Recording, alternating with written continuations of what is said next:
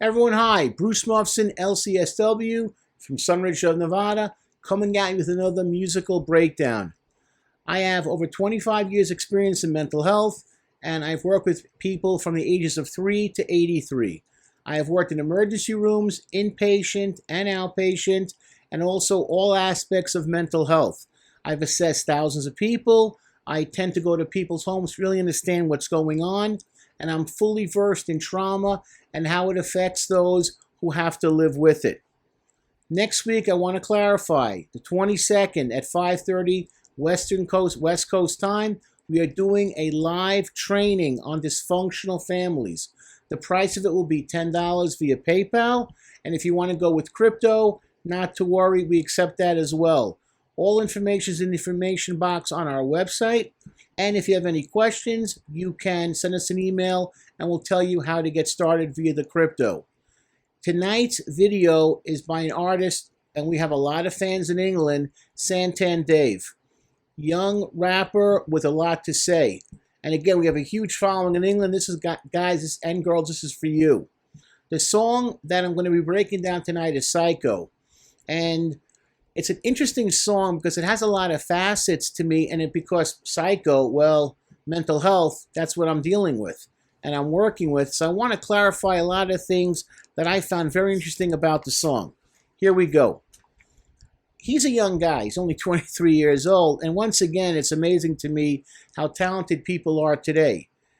Just incredible. His lyrics are very strong. He's known for that. Musically very talented. Just a great artist. Now, he is obviously from England, and what's interesting to me is about his family history. He had a father who was a pastor and had come from Nigeria with his mother, who's a nurse. There was some confusion about the visa. The father had thought that he was on a missionary visa, but instead he was on a visitor's visa and ended up having to be deported back to Nigeria. So the mother was left to raise Dave and his two siblings, also boys. Here's where it gets a little bit interesting what happened.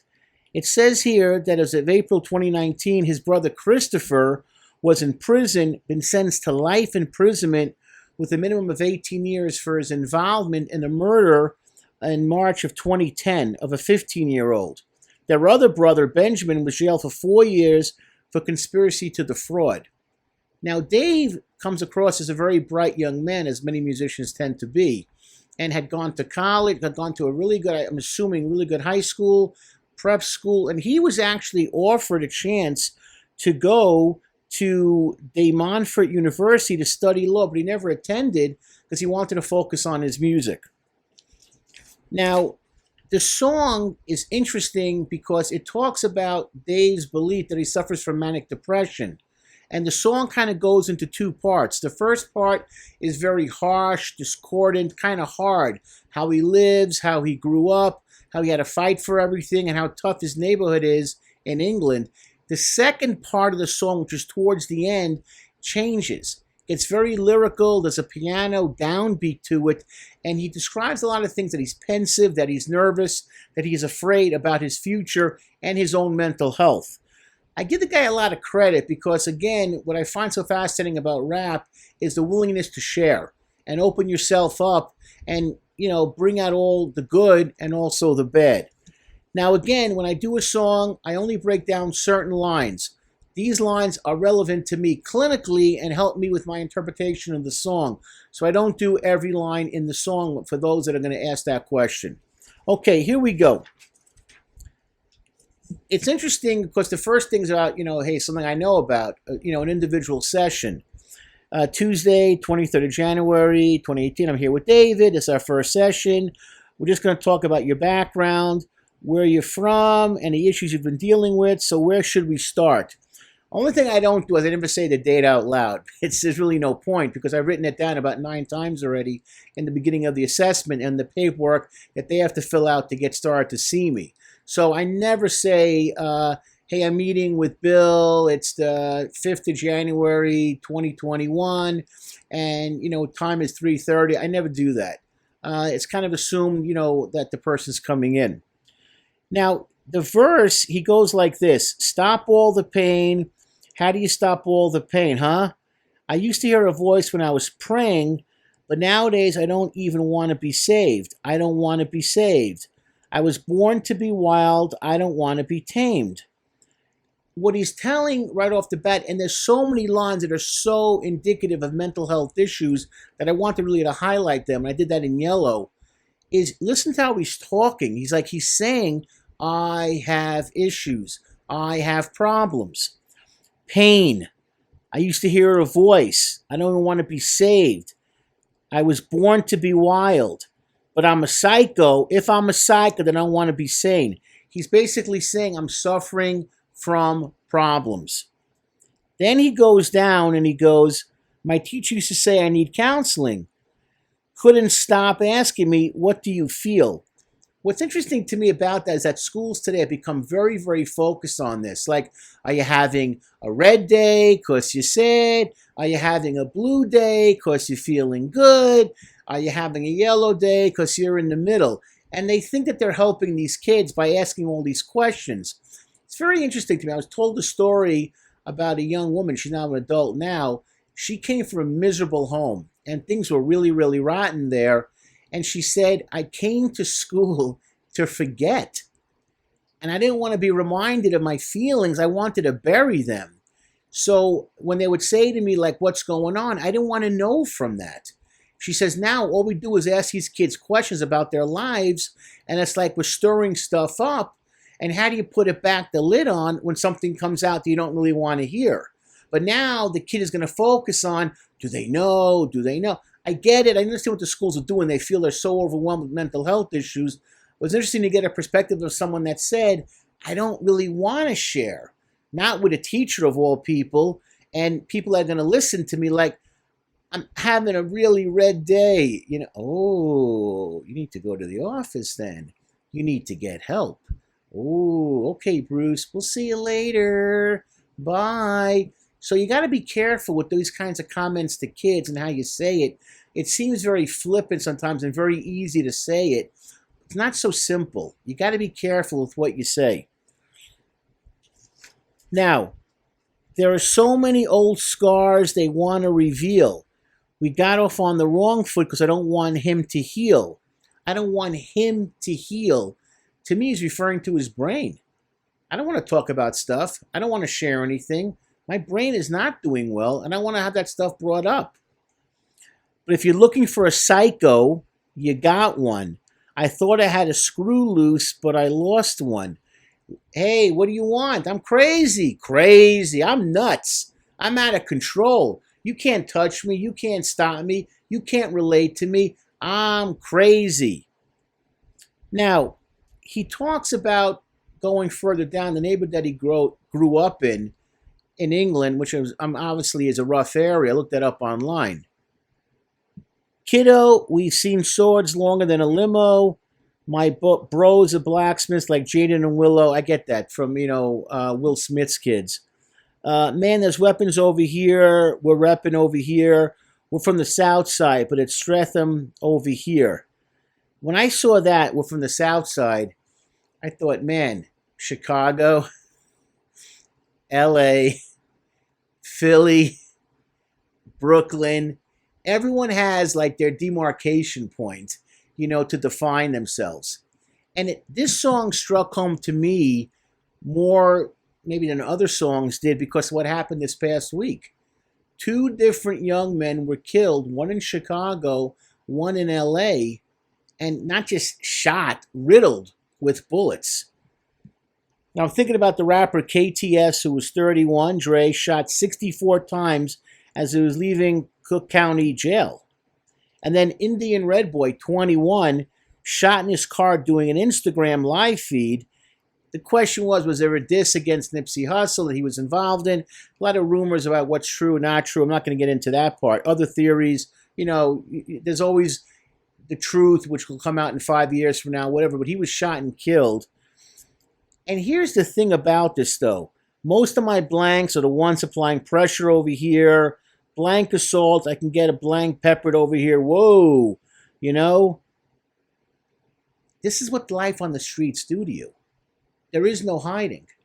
Oh, I'm famous today. I'm a celebrity. Oh, watch out, my rep. But people, they're going to gun for you. They're going to find you. They're going to get you. When you say it, when you start to believe it, it's when things happen. And ironically, I was given that name, KTS Dre, to cover. I was one of the people they said, can you cover one of his songs?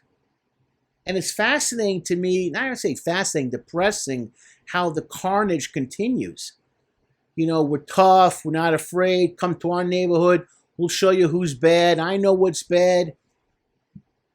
You know, he's living a tough life. He has to be under a lot of stress, my clinical opinion. 2 brothers in prison for serious crimes. A mother trying to raise 3 boys by herself. It's hard. It is hard. I dealt with so many people in my line of work that have been to prison, have gone to prison, describe what it did to their families being in prison, families describing what it's like having someone in prison, and you have such anger and depression and bitterness that your kids ended up that way. No one wants to raise a kid ever to say, my son's a murderer, my son's a drug trafficker. You know, my son raped women. My son did armed robberies. Nothing to be really proud of. And families hurt from that. And they go through all kinds of, maneuvers not to have to think about what's going on because it's so painful. And you kind of check out. Then he goes at the end, he goes, brother, I'm a careful, humble, reckless, arrogant, extravagant. Man, all over the place, which is what bipolar disorder can certainly be. Those manic phases, highs and lows. The manic depression, now called bipolar. Bipolar meaning you're up and down, up and down. I want to clarify a little bit what bipolar disorder actually is, because I know people ask, that is the most misunderstood diagnosis in America. Now, see, here's the difference, though. In England and in all of Europe, they are very, very strict on giving medications of this type to kids under the age of 18. It's almost forbidden. It's almost like a non-issue. Where in America, like, better living through chemistry, pop those pills, pop the pills. It's very different in Europe. They're very, very anti-med, till you're at least 18, 21 years old. We're here, like, boom, start them on a cocktail and go from there. What you're dealing with is the highs of the mania here, and then the lows of the depression. Now, what are some of the medications you might hear? There's a lot of them because bipolar is a winner in terms of diagnoses. Oh, if you're bipolar, you're going to get paid here. That's how it works. It's a serious disorder if it's not treated or left unchecked. There are medications called Tegretol, Depakote, with Depakine is another one, Lamictal, and lithium. All right, now there's other medications that we have as well. There's an old one called Haldol, and then you have newer ones. We give out a ton of Abilify, ton of Zyprexa, that's very common, Latuda, Seroquel, those 3. Abilify, Zyprexa, and Seroquel, tons of that we give out all the time. Now, here's the thing. There's always side effects from these drugs, and that's what people hate the most. So you get nausea, tremors, okay, tremors in your hands a lot of times.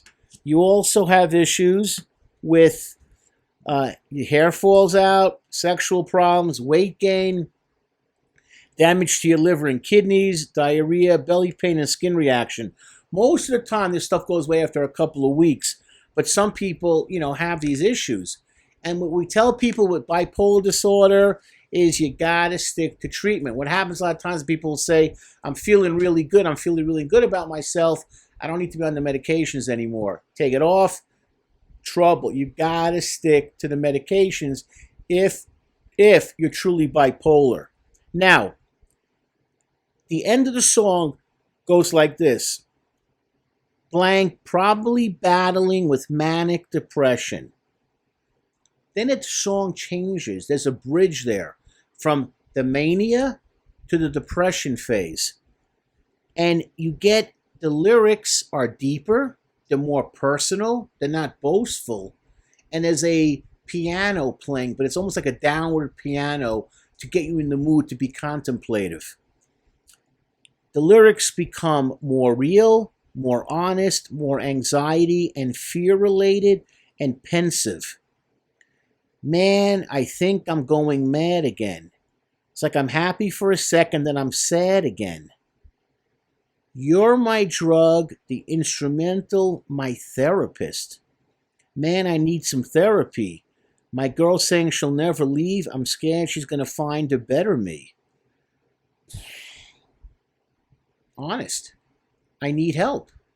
He's saying this. You're my drug, the instrumental, my therapist. I need therapy. And my girl's saying, oh, I'm with you forever. Oh, Dave, we're together. Bye. Can't handle your moods. Can't handle your mood swings. Bye-bye. She'll replace me. I'm replaceable. Then he goes deeper in securities. Very interesting how he puts that together. Like, what if I don't leave a legacy? Then who am I that I even exist? Very truthful. And it's completely different from the first 2/3 of the song. I wish we could be together, but that ain't how life works. Because he says, Mommy lost respect for me. She's worried about that. Maybe my mood swings are affecting her. Maybe she's thinking like, you're not in prison. What are you doing with your life? Where are you going? You're my only hope left. I love my children. Any normal mother does, no matter what they do. But you were meant to be someone special. What are you doing with your life, son? Where are you going? Life is not easy. And I feel bad for that mother. I can only imagine the stress she's going under as a parent. I got kids of my own. I know what it's like to be stressed out by my kids. Not as deep as this, but I've had some moments. You ever fall asleep because you don't want to be awake? Ding, ding, ding, ding, ding. That's a depression. Or bipolar, the mania, where you're running and ripping for 3 straight days, and finally you're like, you just collapse because you're so exhausted. And then, in a way, you're tired of the reality you're facing. You face. You're tired of the reality you face. It's a question. Because this is what mental illness is and looks like. You don't want to see what's in front of you. That's why you take the drugs and alcohol. That's why you overeat. That's why you push it. You're over the top. Who wants to deal with reality? It sucks. It's scary. It's frightening. It's real. Can't hide behind anything anymore. Suicide, and he talks about feeling suicidal. Doesn't stop the pain, you're only moving it. Love that line. Lives that you're ruining, because suicide affects everybody. Talked about that before. You take a pebble, throw it into a pond, the ripples. I always tell people, if you're thinking about suicide, write down all the people that would be affected by your loss. I'm not saying it's a panacea, it's going to stop you, but I want you to think about that before you consider that kind of action. And finally, I ain't psycho, but my life is. That was interesting to me, and I kind of wondered, he has himself down as bipolar. I'm wondering if growing up the way he did, he doesn't have PTSD, post-traumatic stress disorder. And that's the real issue. Rough childhood, no father, 2 brothers in prison, rough neighborhood, having to fight to survive, having to, get through things, make some horrible decisions, make some tough decisions. Maybe it's not the bipolar. Maybe it's just the world around him, because I ain't psycho, because he kind of throws out that last line, but my life is. Maybe the life has made him into what he is today. And that's why he can't cope. That's a question that I had. I'm going to close with this. I get this all the time from any kid I work with from like 13 to like 25, young adult. I don't want to take the pills. I don't want to be seen as the crazy person. The pills make me look like I'm a loser. I can't control myself. Gotta take my pills, Everyone thinks I'm a loser. Okay, the pills are there to help you. And bipolar disorder does not go away. It's there. But the goal is to learn how to manage your life. And what we tell everybody from this channel, first thing I want you to do is to exercise. That is the most important thing you can do to help stop the mental illness from getting worse. Number 2, don't chase bad mental health issues with bad answers. No drugs, no alcohol. You got to get normal amount of sleep. Okay, you got to accept that you have an issue. You have mental health issues. Okay, don't overeat. Don't do anything that's going to be, never do anything that's self-destructive. Finally, surround yourself with people that care about you and stick to a routine. It's when you don't, if you truly have bipolar, that's going to mess you up. But that affects every mental health issue, basically. Everything I said really goes to everything else as well. Have a good diet. There are other things too, but these are the big 3, 4 that I know will work every single time to help you. And if you got to take the meds, don't play games with the meds. We get that a lot. Oh, I was feeling really great. I had a great month. I didn't need the meds. I was going on a weekend vacation with my friends. Wrong. Then something horrible going to happen. You're going to lose focus, and all your gains are going to be crushed. Build on that foundation. It's a great song, great album. This guy is very talented. I wish him the best. But I also understand from my clinical perspective, he's going through a lot. And I hope he has the support that he should have, support that he needs to continue to be an actor, continue to be a musician, and to make great music. Everybody, Bruce Mufson, LCSW, Sunridge of Nevada.